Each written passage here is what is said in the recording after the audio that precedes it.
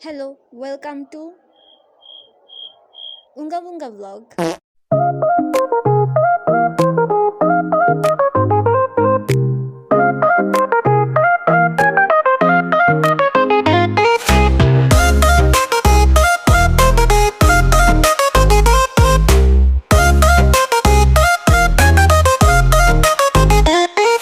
সবাই কেমন আছো? চলে আসলাম আর একটা নতুন ভিডিও নিয়ে।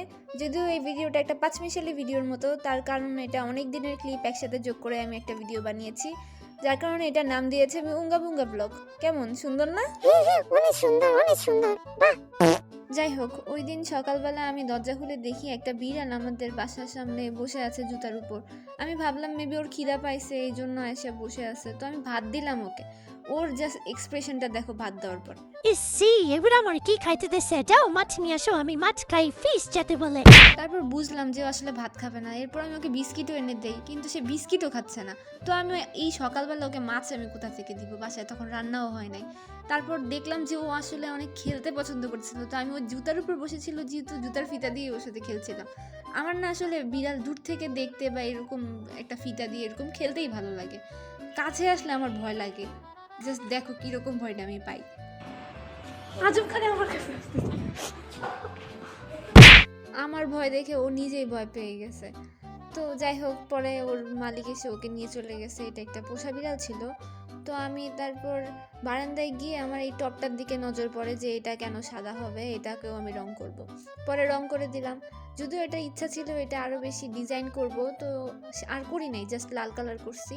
তো এটা শুকিয়ে যাওয়ার পর দেখতে এরকম হয়েছিল। আর সব থেকে মজার ব্যাপার যে ওই দিন একটা ফুল ফুটেছিল এই গাছে, আর এই ফুলটাই এই গাছের প্রথম ফুল। এত সুন্দর লাগতেছিল। প্রথম আমি রঙও করলাম, ফুলও ফুটলো। তো ওই দিন আমার বোন স্কুল থেকে আসে, অ্যান্ড দেন দেখি ওর গলার একটা মেডেল। তো আমি ওকে জিজ্ঞেস করি এটা কি। ও বললো ও নাকি আবৃত্তি করে 3rd হয়েছে। যদিও ওর থেকে এটাতে বেশি আমার এফোর্ট দেওয়া লাগছে। ওকে এই পুরস্কারটা পাওয়ানোর জন্য আমি অনেক কষ্ট করে ওকে এটা শিখিয়েছি। কিন্তু সব থেকে স্যাড পার্ট, যেই দিন ওর আবৃত্তি দেওয়ার কথা ছিল ওই দিন ওর গলা ভেঙে গেছে, যার কারণে সুন্দর হয়নি। 3rd হয়েছে যদিও, তার ব্যাপার না, পরের বার ফার্স্ট হবে। তো ওই দিন বিকালে আমরা ফুচকা খাই, অ্যান্ড দেন ওই দিন আর কোনো ক্লিপ নেওয়া হয় নাই। এটা নেক্সট দিন। ওই দিন আমি সেলাই করছিলাম। এটা আমার বোনের প্র্যাকটিক্যালে মেবি ছিল, কিন্তু ও তো সেলাই পারে না, সামনে এক্সাম, ও এখন চেষ্টা করারও সময় নেই, তাই আমাকে দিছে করতে। কিন্তু আমিও কখনো সেলাই করিনি। তো ট্রাই করছিলাম, যেহেতু সেলাই করিনি তাই ফ্রেমও নাই আমাদের বাসায়। এই ফ্রেমটা বানাইছি টক দইয়ের ডিব্বা দিয়ে। এটা আমার ভাইয়ের বুদ্ধি ছিল, যদিও এটা দিয়ে কাজ চলে গেছে বেশ ভালোই। আর যেহেতু প্রথম সেলাই করছি, যেমনই হোক সবাই ভালো বলবা। আমার কাছে কিন্তু অনেক ভালো লাগছে। এটা বানানোর পর তো আমি নিজেই অবাক হয়ে গিয়েছি, আল্লাহ আমি এত সুন্দর বানাইতে পারি। তো এরপর হাওয়া ভর্তি প্যাকেট খুলে আমি কয়টি চিপস ফ্রি পেলাম, পেয়ে এত খুশি লাগলো। ভাই, চিপসের প্যাকেটে, এত বড় প্যাকেটে এইটুকু চিপস কেন দেয়? তো এর পরের দিন আমরা কাজিনদের বাসায় সবাই একসাথে হয়ে যাওয়ার কারণে আমরা পিকনিক টাইপস একসাথে সবাই ছাদে বসে নাস্তা করছিলাম। অ্যান্ড বাসায় এসে খিচুড়ি রান্না করা হয়। আমরা একত্রিত হয়েছিলাম যেহেতু, তাই আমরা উনো কিনতে গিয়েছিলাম যাতে খেলতে পারি। তো আমার কাজিন আমাদেরকে ললিপপ কিনে দিয়েছিল, বাচ্চাদের মতো ললিপপ খেতে খেতে বাসায় আসছি আর উনো খেলেছিলাম সবাই অনেক একসাথে, অনেক মজা করে। আর ওই দিনই ডিসাইড করা হয়েছিল যে নেক্সট আমাদের বাসায় পিকনিক করা হবে। লটারির মাধ্যমে সবাই ভাগাভাগি করে সব কিছু নিয়ে আসবে। তো আম্মু এখানে আগে থেকেই সব কিছু প্রিপারেশন নিয়ে রেখেছিল যাতে সবাই আসার পর জাস্ট রান্না করতে পারে। তো এরপর সবাই আসার পরে একসাথে রান্না করছিল সবাই মিলে। আর এদিকে আমি চা সার্ভ করে দিয়েছিলাম, যদিও চাটা আমি বানাইনি, সবাই মিলে বানিয়েছে, জাস্ট আমি সার্ভ করেছি।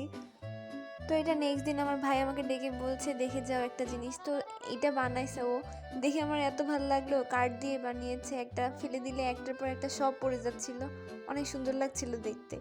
আর এটা বানাতে অনেক ধৈর্যের প্রয়োজন ভাই, এটা নাকি বারবার পড়ে যাচ্ছিল, একটা পড়ে গেলেই সব পড়ে যায়। তো এর পরের দিন সকালে আমি ডোরিমন দেখছিলাম, তো আমার মনে হলো কেননা নবিতার বাড়িটা আঁকি, তো এঁকে ফেললাম। হ্যাঁ, আমি এখনও ছোটদের মতো ডোরিমন, মানে যে কোনো কার্টুন দেখতেই আমার অনেক বেশি ভালো লাগে।